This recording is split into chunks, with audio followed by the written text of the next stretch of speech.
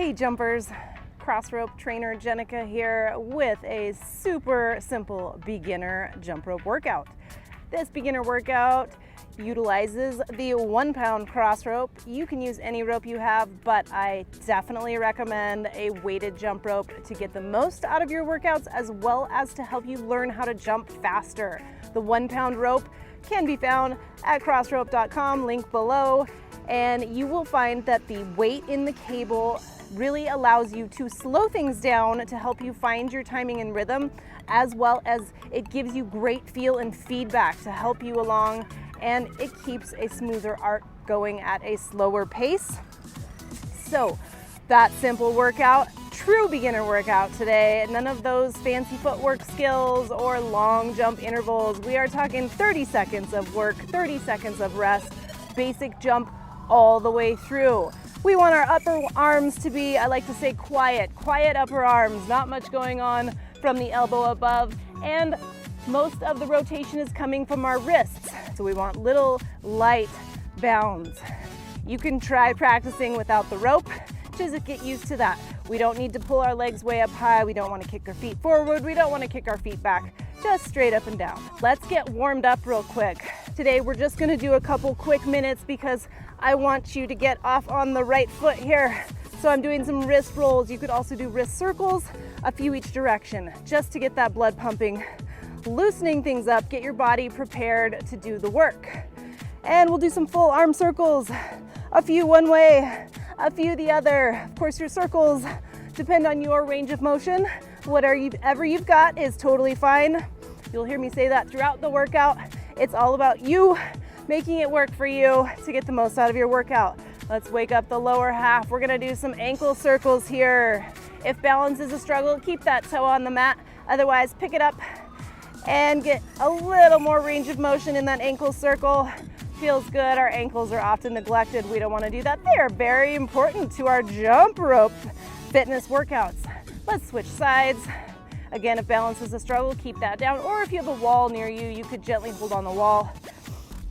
And as an important note with anything requiring balance, pull your abs in, belly button towards the spine. Engaging those core muscles all around will help you with balance and stability.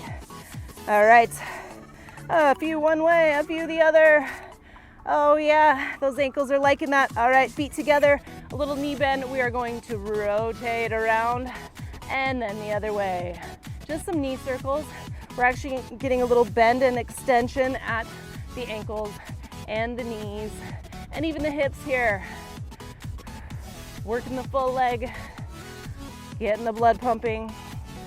So good. All right, let's do a little hip opening here, about 90-degree bend. You don't have to lift it very high. It's just about opening up those hips. Now we are going back to front, and let's move into some good old-fashioned jumping jacks to make sure that we are ready to go.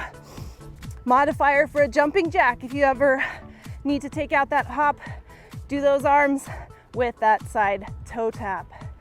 All right, let's jump to it. Okay, here we go.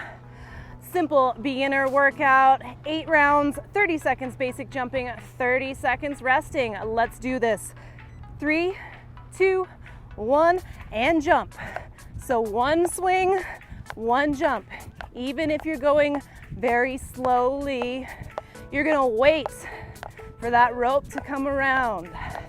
Even if you are just getting started and you're doing 1 swing, 1 jump and stopping, that's fine. 1 swing, 1 jump, stop. Get that feel. Jump over that rope, 1 jump, 1 swing, and 3, 2, 1, resting 30. Some people struggle a bit more. That is fine. Be patient. It is a skill. You do have to learn that skill. And even after years of jumping, you will still trip sometimes. So don't worry about tripping. It happens to everyone. All right, nice deep breath. Getting ready to work again. Here we go. 3, 2, 1, basic jumping. We're light on the balls of our feet. Still going nice and slow. unless you feel like speeding up a little bit more. If you're feeling frisky and things are flowing good, go ahead and pick up that pace. Otherwise, we're taking it nice and slow here for these first few intervals. Finding our rhythm, figuring out that timing of the rope.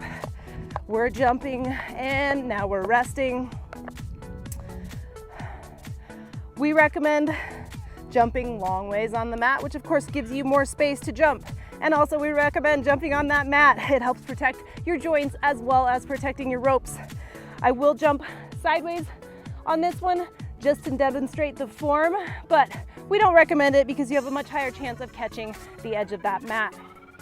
So arms are in, a little bend in the elbow. Here we go, 3, 2, 1, and jump. So you do have to fling that rope over your head to get started. And you'll see I am bounding lightly on the balls of my feet. My heels are not hitting the ground. I'm looking straight out ahead, keeping that neutral neck so I can breathe. My arms are turning the rope here. And again, I'll even slow it down, waiting for that rope to come around and resting. That note about a neutral neck. We don't want to hunch over staring at the floor.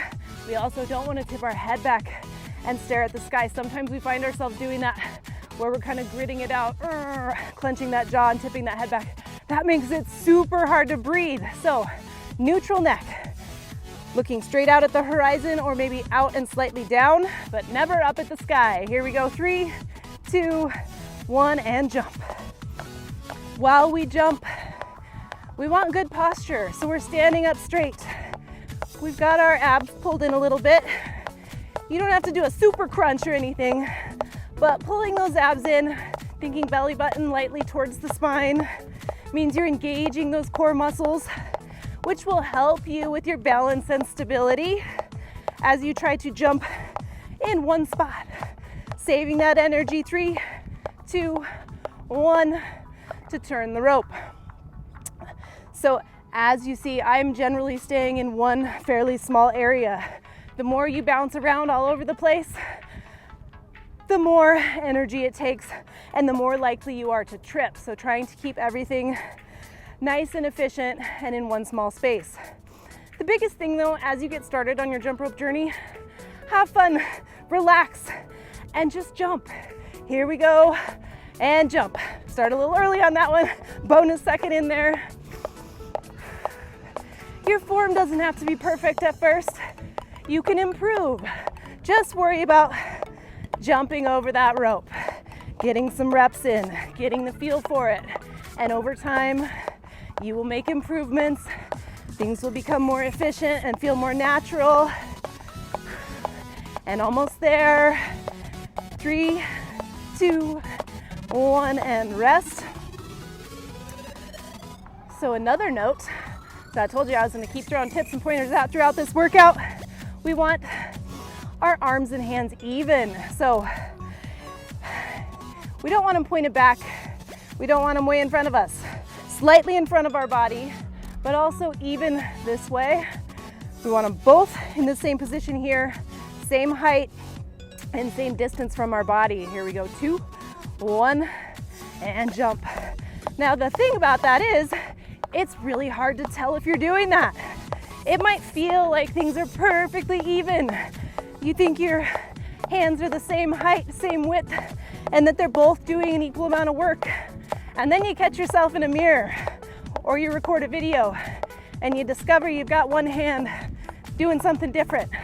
That's fine, but utilize that visual form check to try to even things out and rest. Things so very often don't look like they feel. You might be surprised if you find yourself tripping, catching the same toe every time, or whipping yourself in that same butt cheek every time. Not fun, but there's a reason why it's happening on the same side every time. Something is off center. So jump in front of a mirror or watch yourself on your camera even if you don't record, especially if you have a bigger screen. 3, 2, 1, and jump. The visual form check will help you Find those asymmetries. And jumping in front of a mirror means you can correct real time. So if you notice one hand starts to drift out, you can work on pulling that back in. And like I said, trips happen. Trips happen. We shake them off. They will still happen though, years and years after your jump rope journey starts, even if you jump every day, resting 30. Of course, we don't recommend jumping every day at the start. Ease your body into it, give yourself time to adapt and get used to the new activity. But even after consistent jumping for a long period of time, even most of your life, you will still trip sometimes, and that is okay. It's part of the game. I like to say, if you never trip, you're probably not pushing yourself. You're probably not pushing your limits. You're probably not trying new things. So tripping is part of pushing hard. Here we go. Still breathing through it. You want to keep nice, steady breathing. Filling up those lungs, getting that oxygen throughout the body, that nice deep belly breathing. Keep going, we've got 10 more seconds here. If you're feeling good, pick that pace up a little bit. We're still nice and light on the balls of our feet though, and boom, done. Just like that, you have completed a very simple beginner weighted jump workout. Hopefully that was a good workout for you. Maybe you'll redo it tomorrow or the next day. Please give yourself rest days early on in your jump rope journey. Don't overdo it. And on that note, we're gonna stretch just a little bit. I would love for you to stay here and stretch 5 or 10 minutes, but at least a couple minutes. Make that part of your routine. A little bit of a warm up, a little bit of stretch. We're stretching the shoulders because we're using weighted rope. We're engaging more of our muscles to control that rotation of that weighted rope. So 20 seconds or so on each side. I may not be hitting that here because I'm talking and just trying to squeeze in some ideas for you. Chest opener. If you can't reach your hands, use your rope. Hold onto your rope to pull those arms back. Get a little stretch there. And then stretch those legs. Of course, we're working our legs when we jump. This one's an easy one, hinging back at the hips with your toes up. You're gonna feel it more in your calf. And the further you sink into it, the further up the back of your leg, you're gonna feel that. You can also lay that foot flat on the ground and you'll notice you're feeling it in different parts of your leg.